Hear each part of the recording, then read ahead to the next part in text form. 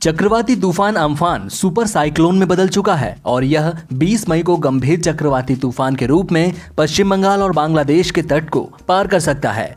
इसके चलते ओडिशा के तटीय इलाकों और पश्चिम बंगाल की गंगा नदी के पास कई इलाकों में तेज हवाओं के साथ भारी बारिश हो सकती है। पीएम मोदी ने अम्फान से उत्पन्न स्थिति की समीक्षा करने के लिए उच्च स्तरीय बैठक की।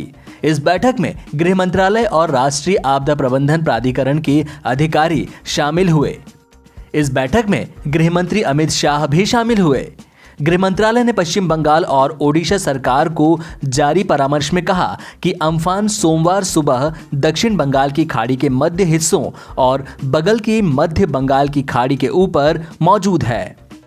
मौसम विभाग के मुताबिक अम्फान सुपर साइक्लोन में बदल चुका है और यह 20 मई को गंभीर चक्रवाती तूफान के रूप में पश्चिम बंगाल और बांग्लादेश के तट को पार कर सकता है। भुवनेश्वर स्थित मौसम विभाग ने कहा कि अम्फान अगले 6 घंटों में सुपर साइक्लोन तूफान में बदल सकता है। ओडिशा के गजपति, पुरी, गंजाम, जगतसिंहपुर और केंद्रपाड़ा में भारी बारिश की चेतावनी जारी की गई है। मौसम विभाग ने मंगलवार को बालासोर, भद्रक, जाजपुर, मयूरभंज, खुर्जा और कटक में भारी बारिश की आशंका जताई है। मौसम विभाग ने कहा कि चक्रवात से तटीय ओडिशा और पश्चिम बंगाल में गंगा से लगने वाले क्षेत्र में तेज हवाओं के साथ भारी बारिश होगी। ओडिशा सरकार जहां संवेदनशील इलाकों में रह रहे 11 लाख लोगों को निकालने की तैयारी कर रही है, वहीं पश्चिम बंगाल सरकार ने तटीय जिलों के लिए अलर्ट जारी किया और राहत टीमें भेजी हैं।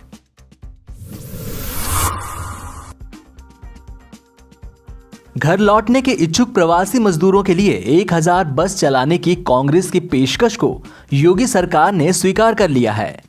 प्रियंका गांधी की ओर से प्रवासी मजदूरों के लिए बसों का इंतजाम करने की पेशकश करने के बाद अब यूपी के सीएम योगी आदित्यनाथ के अफसरों ने उनसे बसों की लिस्ट मांगी है। इस संबंध में सरकार के अपर मुख्य सचिव ने प्रियंका गांधी को चिट्ठी लिखते हुए सरकार की सहमति की जानकारी दी है। सोमवार को यूपी सरकार के अपर मुख्य सचिव अवनीश अवस्थी ने प्रियंका गांधी को चिट्ठी लिखकर बताया कि सरकार ने प्रवासी मजदूरों के संबंध में उनके प्रस्ताव को स्वीकार कर लिया है।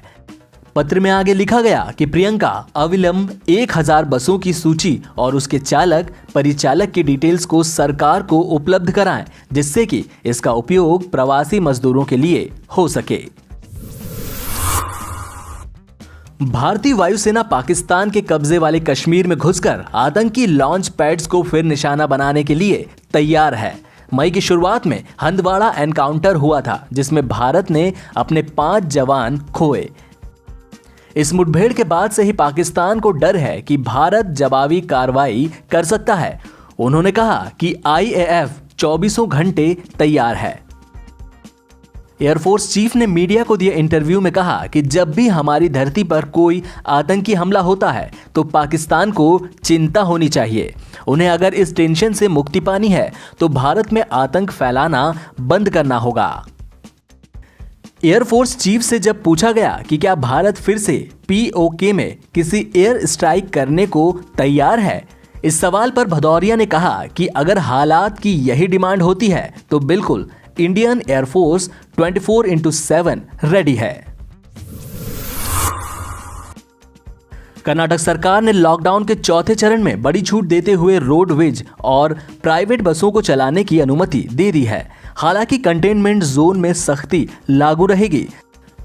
राज्य के सीएम BS येदियुरप्पा ने कहा कि महाराष्ट्र, गुजरात, केरल और तमिलनाडु के लोगों को 31 मई तक कर्नाटक में आने की अनुमति नहीं होगी। सीएम येदियुरप्पा ने कहा कि लॉकडाउन के चौथे चरण में राज्य के अंदर रोडवेज और प्राइवेट बसों के संचालन की इजाजत है। उन्होंने बताया कि बसों में एक बार में सिर्फ 30 यात्रियों को ही सफर करने की इजाजत दी जाएगी। मास्क लगाना और सामाजिक दूरी का पालन करना सबके लिए जरूरी होगा।